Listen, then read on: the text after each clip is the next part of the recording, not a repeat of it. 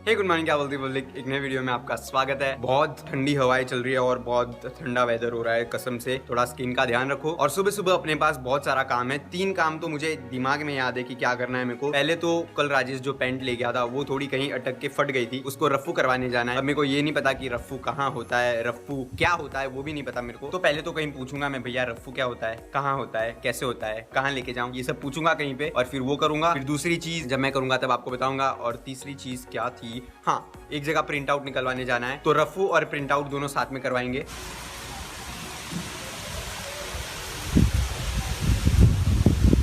इस टाइप की हवा चल रही है बाहर और ये ठंडी हवा है, सीधा ऐसे तीर की तरह घुसती है भाई स्किन में। ये देख लो।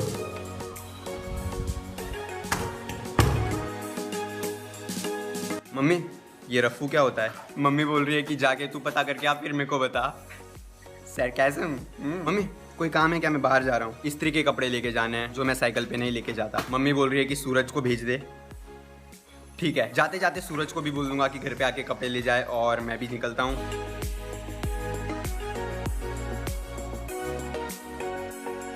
देखते हैं यहाँ पे होता है कि नहीं। भैया रफ्फू करवाना था पेंट का।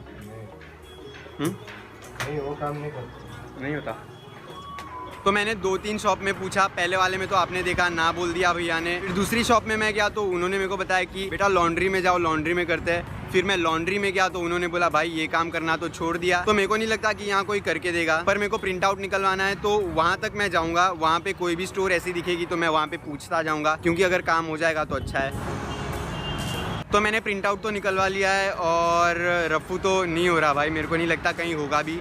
एक और शॉप में मैंने पूछा, वो भैया बोलते हैं दिवाली के बाद आना। अब दूसरे रास्ते से घर जाता हूँ, क्या पता उस रास्ते में कोई शॉप आ जाए, अजूबा हो जाए और रफ्फू हो जाए।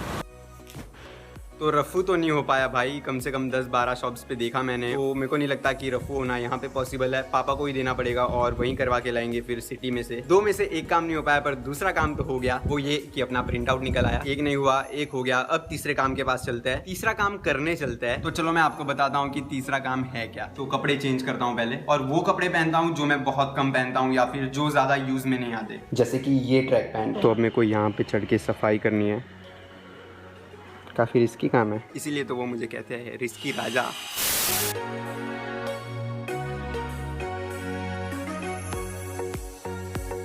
थोड़ा सा लग गया हाथ पे, उतर रहा था ना तब। वैसे ये वो काम नहीं है जिसके लिए मैंने चेंज किया है, वो काम तो अब मैं करने वाला हूँ।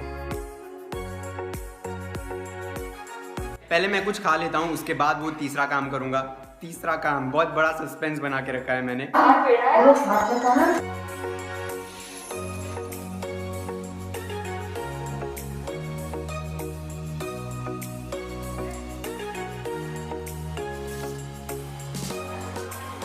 कोई पार्सल आया है, थैंक यू भैया।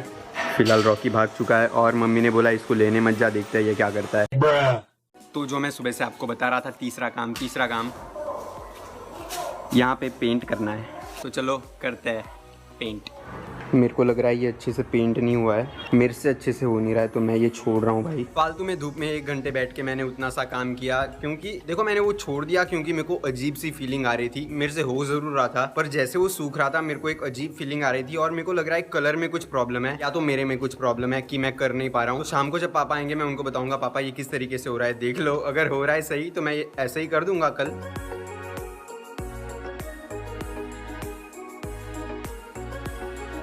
जब मैं पेंट कर रहा था ना, जितना भी मैंने पेंट किया, तब ये रॉकी बाजू वाले खेत में भाग गया था और मम्मी ने मेरे को बोला रुक जा, देखते हैं वापस आता है कि नहीं। तो मैंने बोला ओके। तो 5-10 मिनट बाद वापस नहीं आया तो मम्मी मेरे को बोलती है जा भाग जल्दी लेके आ। मैंने बोला मम्मी जब ये सोसाइटी में था तभी मैं लेके आने की बात कर रहा था, आप अभी मेरे को खेत में भेजोगे। फिर जैसे ही मैं इसको लेने गया, खेत में गन्ने काटने का प्रोसेस शुरू हो चुका है, जैसे सर्दी में हो ही जाता है शायद। तो ये वहां से ऐसा भागा, फिर मैं देखने गया ये भागा क्यों, ऐसे ऐसे डर के एकदम। वहाँ पे 50-60 लोग गन्ने काट रहे थे तो उनको देख के भाग आया। ये जो हुआ अच्छा हुआ, ये ऐसे भागता है, इसको मजा आती है, पर सजा मेरे को मिलती है क्योंकि ये जहाँ भी भागता है मेरे को पकड़ने जाना पड़ता है इसको।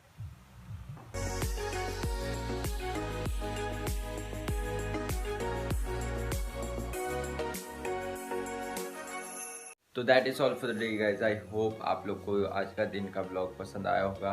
वैसे आज मेरे गले की हालत और ज़्यादा ख़राब हो गई है क्योंकि ऑफिस में एसी चलता ही रहता है और एक बंदे के लिए एसी बंद तो हो नहीं सकता, सेंट्रल एसी होता है और गुस्सा आता है। मास्क पहन के बैठो फिर भी जो है पूरी एसी की आवाज़ पूरे गले पे लग रही होती है कांटों की तरह।